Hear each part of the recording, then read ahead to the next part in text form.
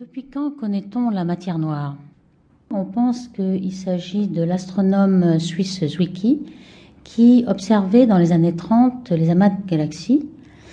Il a catalogué un grand nombre d'amas de galaxies et il mesurait par effet Doppler les vitesses des galaxies entre elles.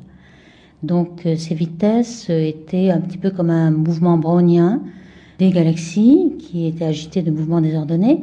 Et ce qui le frappait, c'était l'intensité de ces mouvements désordonnés qui était beaucoup trop grande par rapport à ce qui serait attendu de la masse visible de ces amas. Donc on peut calculer la masse visible en comptant le nombre de galaxies, en connaissant la magnitude de chaque galaxie.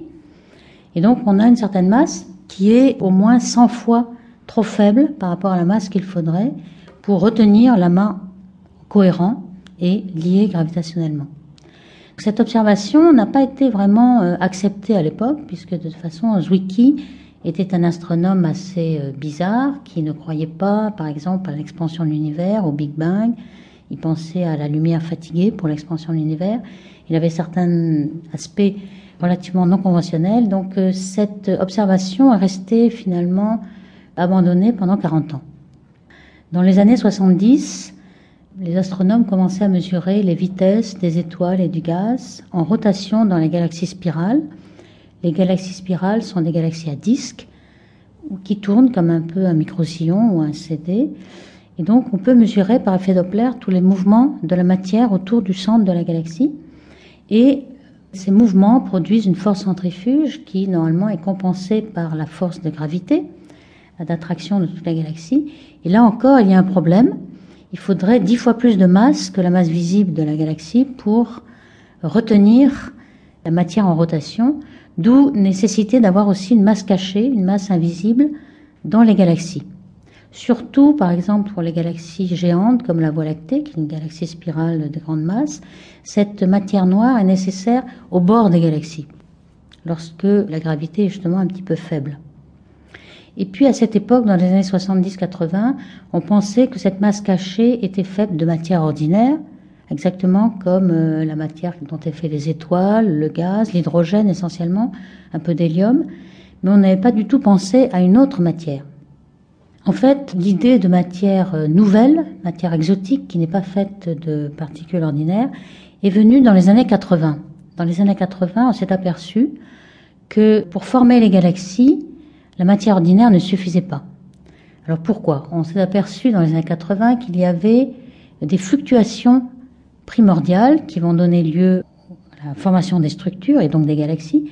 Et ces fluctuations primordiales, elles sont trop petites. On les mesure dans le rayonnement de fond cosmologique, qui est le rayonnement de corps noirs, qui est le vestige du Big Bang en fait. L'univers très chaud juste après le Big Bang émet un grand nombre de photons, de grains de lumière.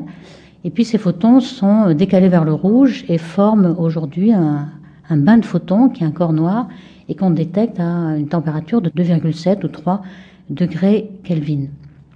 Et dans ce rayonnement de corps noir, il est complètement homogène sauf des petites fluctuations de 10-5, 1 pour 100 000. C'est très petit. À l'époque, on n'était pas encore arrivé à les mesurer, mais on s'était aperçu qu'elles étaient plus petites qu'une certaine grandeur.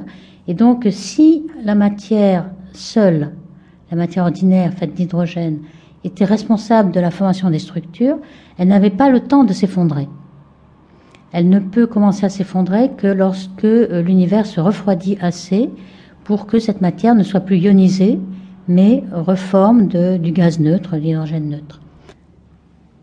La matière, en effet, ne peut s'effondrer de façon gravitationnelle que si elle est neutre et non pas ionisée. Alors ionisée, ça veut dire que la matière, comme l'hydrogène, qui est fait d'un proton et d'un électron, elle est tellement chauffée que l'électron et le proton se dissocient et forment des particules chargées, donc le proton positif et l'électron négatif.